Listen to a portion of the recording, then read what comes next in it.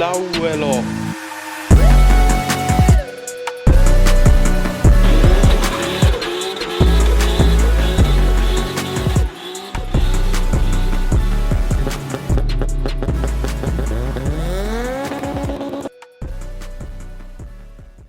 Den får du sätta vad fan du vill.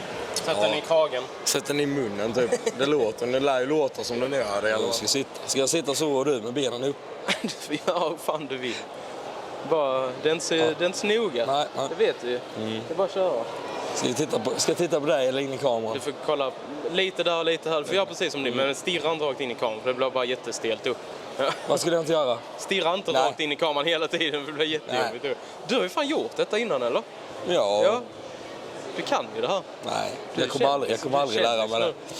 Jo, fan. Det är väl alla på nu när vi är ute på krogen. Dryga sig som fan. Jag blir kändis. Men det är du ju nu. Hallå eller Jim? Hej. Hej. Har ni den rösten? Var det lördag i år eller?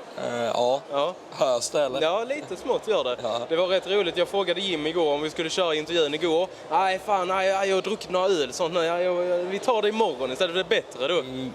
Ja, men det hör vi nog. Mycket bättre idag. Rösten är inte så fin idag, men... Tur att jag har myggor. Ja. Annars hade du fått skrika. Ja, och det hade inte gått. Nej, det hade nog inte gått så bra. Jaha, då sitter vi här med den här blåa korvetten bakom oss igen. Ja. Och alltså, du kan ju uppdatera lite vad som har hänt sen sist. Det har inte hänt jättemycket egentligen. Själva utseendemässigt så har det inte hänt så mycket. Just med bilen. Nya baklampor har vi byggt. Luft har kommit på den som det är ute. Sen jag la ut det, just det. Först satte jag i luften förra året för att den skulle bli körbar. För jag skulle ner till Polen med den. Ja, just det. Och sen, den var ju körbar innan med, men jag hade 4-5 cm markfrigång. Så det gick ju sönder bara en gång skull. Så jag bara, nej, det är inte hållbart. Nej. Så då satte vi luft på en Street Trends hjälpte oss att ta fram ett nästintill modellanpassat kit. För det var till 89 då, eller 89 och bakåt. Okay. Så den tidigare generationen C4. Och sen nu i vinter då när vi skulle in med luften, eller vi gjorde en lite snyggare installation. Så jag upptäckte det är lite läckage och sånt. Okay. Men allting är åtgärdat nu. Annars har jag inte haft jätteproblem med luften. Jag har ju regbäst på luften med. Ja. Så jag har fixat alla intyg och allting så. Så nu till våren ska den reggas. Så det är bara ut och köra? Sen är det bara ut och köra och sen är den klar liksom. Ja. Så du har inga andra mer? Den är färdig, du ska inte göra mer på denna? Nej. Det vi håller på med nu är ju kjolpagestillverkning. Ja, just det. Så det är det vi lägger krutet på nu. Så har ni inte... Ja, vi får ju fan nästan ta det direkt. Har ni inte kollat Jims Insta på länge? Så kolla det, för att det har hänt lite grejer som du byggde den här. Ja, det är helt sinnessjuk resa alltså. Kommer du ihåg för, vad fan är det nu då? 5 år sedan. När du precis hade byggt den bruna korvetten och jag kom där. Jag hade aldrig intervjuat, du hade aldrig byggt bil. Satt sån hela intervjun och kliade sig på armarna. Det är rätt kul att kolla tillbaka på den intervjun ibland. Ja, jag är ju inte glad för att titta på mig själv. Men vad fan, du kan kolla tillbaka på den och vara nöjd. Jag gör det sen när jag går igenom det när jag är pensionsålder, när jag har tid att titta på YouTube. Han kollar aldrig på mina filmer i världen. Det är rätt roligt nu nu när detta kom igång. Det har ju varit en jädra resa det här med kjolpaketstillverkning med. Jag menar, för 1,5 år sedan fick jag idén att vi skulle göra avgjutningar. Nu 1,5 senare, vi har ju haft ett par produktioner. Det har varit en sån liten skala. Och nu är en riktig produktion på gång ihop med Drift IQ i USA. Vilket Adam LZ äger. Alltså det är så jävla kul. Det är rätt coolt. Det ska väl vara en av de största YouTubers vi har. Du visste inte ens vem det var? Jag visste inte vem det var. Som sagt, Enke sa ju där att jag tittar aldrig på YouTube. Nej, alltså det är skitstort. Jag tror inte du fattar riktigt. Nej, det är galet. Det är som man själv ryser. Liksom, jag får rysningar. Alltså riktigt så. När du la ut det, jag bara, nej. Alltså jag visste det ju en stund innan jag la ut det. Så tänkte jag håller på det till de går ut med det. För då blir det liksom då går det lite mer viral. Men vad är överenskommelsen nu då? Hur ser det ut? Ja, det är ju att jag har haft jättebra kontakt med Drift IQ, mest med Joel, en kille som jobbar där. Sen nu har vi även haft lite kontakt med vdn, Chris. Tanken är ju nu att de kommer sköta produktion, logistik, hela balletten. Så tanken är ju att jag får 1% på varje sålt kit. Ja, men fan vad skönt, då behöver du inte göra någonting. Men de sätter ditt namn på grejerna, eller? Det har vi varit noga med sedan början då, att det är mitt varumärke. Ja, det måste du ju liksom... Det är så, och det är de också liksom, de återställer liksom Liberty Walk, Rocket Bunny, alla de seriösa grejer. Ja. Ja, fan vad häftigt. Så de är själv likadana, de vill ju inte att någon kopierar deras grejer. Så varför ska vi kopiera andras? Precis. De har egen tillverkning med av mest BMW har de inriktat sig på Drift IQ. Sen Adam kör ju mycket japs och sånt. Ja, precis. Han har ju alltid kört japs där. Ja. Men han ska börja köra Corvette nu då, alltså, och bygga med ditt kit Han på. bygger just nu en C4. Ja, jag har faktiskt inte kollat. Nej, så de har gjort en YouTube-serie om detta bygget då med mitt kit. Fast det blir ett väldigt omfattande bygge, för den ska ju gå drifting. Ja. Så första avsnittet kör de ut och letar upp den finaste C4 de kan hitta. Så de köper en samlarbil. Och sen då tar de hem denna, monterar mitt kit. Sen ska det in en RB25 från en Nissan Skyline. Och sen ska jag drifta med denna bilen. Så han ska ändå behålla lite japanskt då? Eller liksom det blir ännu mer Japan-inspirerat än vad detta är. Men fan vad häftigt alltså. Och sen, men han kommer ju köra även Formula D i år, fast det blir ju inte med denna. Detta blir ju hans hobbybil. Alltså tänk, för 5 år sedan, kunde du tro detta då, att ditt egenbyggda kit skulle sitta på i USA och bli serieproducerat? I USA, eller världens största typ bil-youtuber, men nej, det trodde jag aldrig. Det är så jävla kul. Alltså. Det har ju varit mycket, det har ju varit typ nästan alla frågor man har fått om bilen av de som har sett bilen innan, så är det ju det med kjolpaketen när de är tillgängliga, och just det med Adam LZ och den balletten. Så jävla häftigt. Ja, det är riktigt stort. Jag tror det är någonting av det största som en svensk bilbyggare har åstadkommit faktiskt. Det beror på vad man vill uppnå. Liksom. Ja. Det är många som satsar hårdare på utställning. Jag vill ju få ut mitt namn på detta sättet. Ja, precis. Just det här med att sätta sitt namn så att det blir internationellt. Jag tror du har lyckats bäst med det. Av alla som bygger bil i Sverige faktiskt. Vi diskuterade det, jag och en polare, för ett tag sedan. Det var det liksom typ, nu när pandemin och det brutit loss, nästan att det har gynnat mig, för jag har varit så aktiv på typ Instagram och sådana grejer. Ja, du har ju, fan vad du har jobbat upp dig på sociala medier. Sen hade jag sån fördel med, då direkt när, eller det året pandemin var, så var det så många. Jag har velat känna lite folk genom åren, jätteduktiga fotografer. Ja. Så de körde liksom ner från Stockholm och grejer för att fota bilen. Ja, så jag hade jättemycket material. Ja. Det materialet jag fick då, liksom, det publicerar jag nästan fortfarande. Ja, exakt. Du kan fortsätta publicera det och använda det. Det har ju inte hänt jättemycket med bilen, det är luften som sagt. Så han är lite lägre nu, så han har kommit till en gummiläpp fram. Ja, det är ju. Men vad tror du det är som gör att du har lyckats så mycket bättre på sociala medier än många andra bilbyggare? Men, alltså internationellt. Ja, men just det med det jag har valt att göra med bygga på en Corvette. En modell som ingen gör någonting med. Det är liksom, jag når så bred. Folk som även inte gillar Corvette gillar den. Och sen det är folk som gillar Corvette väljer också liksom, fan något nytt, vad häftigt. Det är lättare. Jag tror du har prickat absolut, alltså helt och hållet rätt i tiden med. Du var nog verkligen precis rätt i tid för att det bara skulle slå igenom. Ja, och sen är det mycket just det med stilen där, liksom 80-tal och det är inne just nu med neon och liksom. Synd att du inte har din dress på dig idag. Ja. Den var ju klockren. Om ni inte såg det så hade Jimman en sån här riktig 80-tals overall med samma färger som på bilen. Måste ju matcha. Så jävla häftigt. Men så här då. Om vi får prata lite business, lite pengar.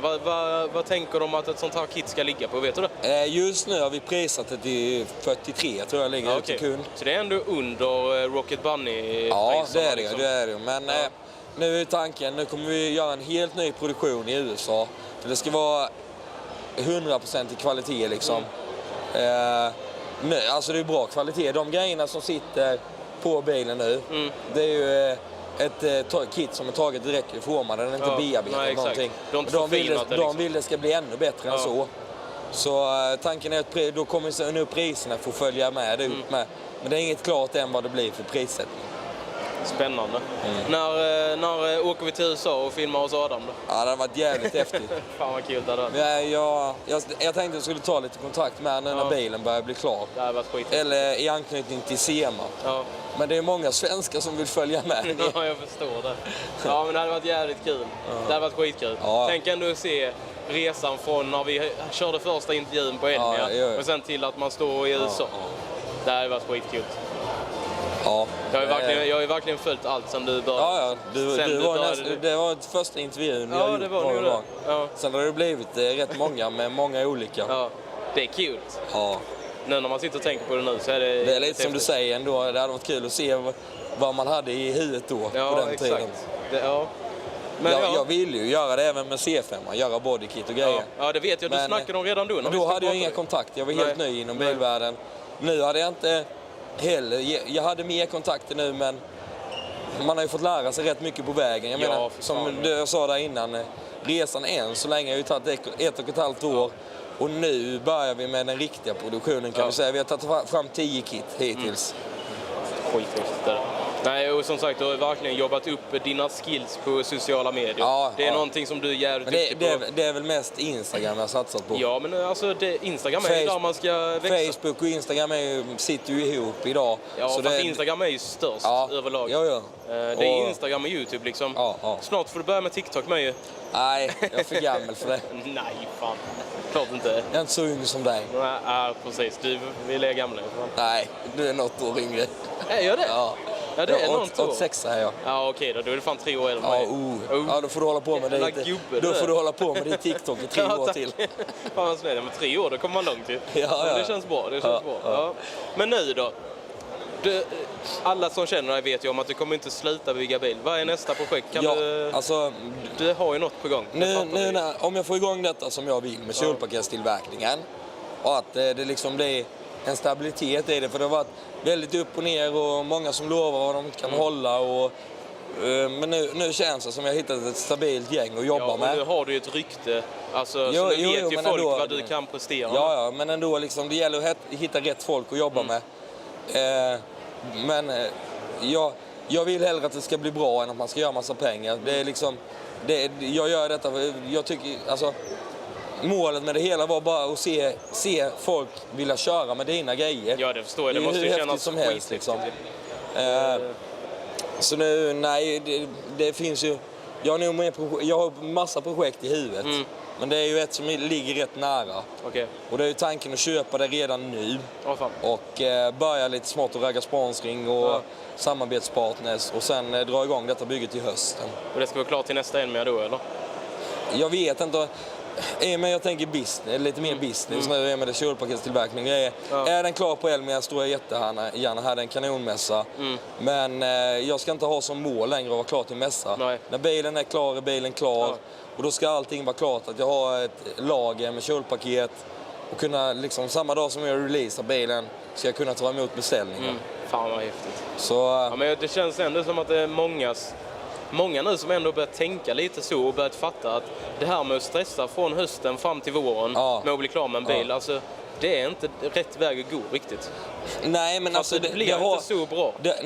Det blir det inte, men nu har vi fördelen som i år på Elmia. Där har ju alla bilarna nästan varit klara sedan 2020. Så det har nästan förfinats. Annars kommer man på Elmia, ibland så är ju hälften av bilarna halvfärdiga. Men nu är ju allting klart. Men jag tror många har använt corona på rätt sätt faktiskt.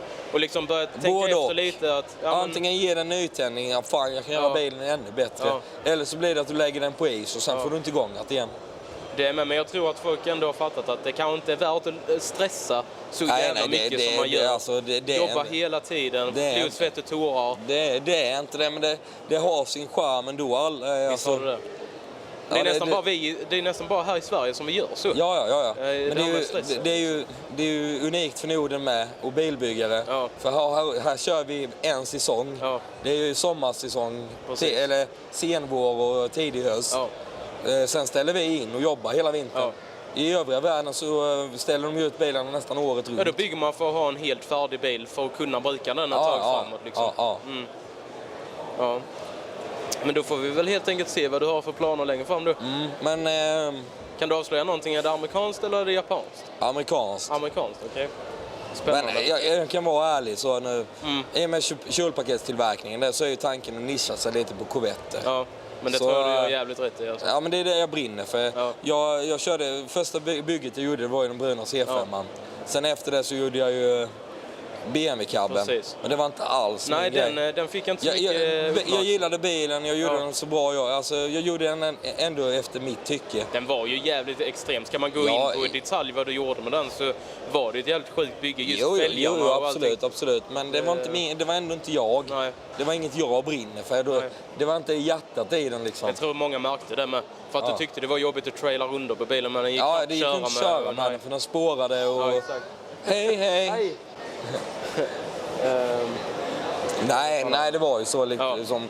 Jag tror jag körde 200 mil och drog upp en uppsättning bakdäck. 9 styck för ett bakdäck liksom. Så, det är inte riktigt värt det då. Nej. Ja, men det är bekvämt med trailer med på sina sätt, men man vill ju helst kunna köra bilen. Ja, det är det som är lite av hela grejen. Liksom, kunna uppleva bilen med det man har byggt. Liksom, kunna köra fram den på vägen och se folks blickar och allting när man kör. Det är det många liksom strävar efter.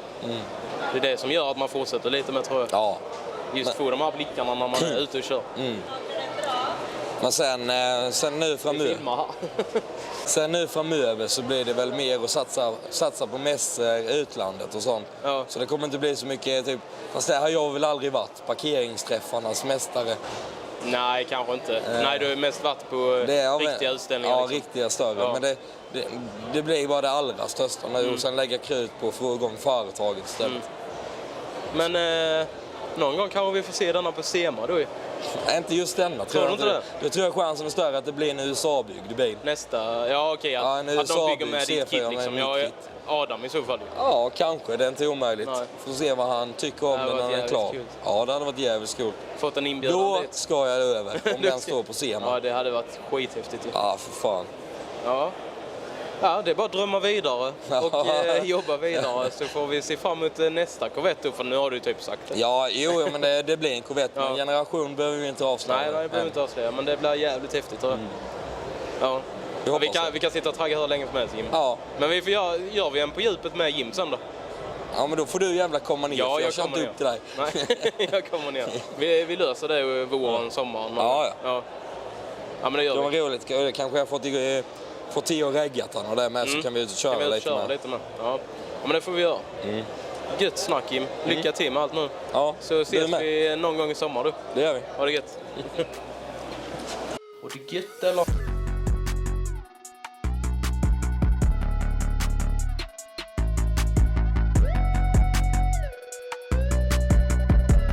Som vi själva är också som människor. Man ska bygga en bil som speglar sig själv. Ja, men så får det faktiskt.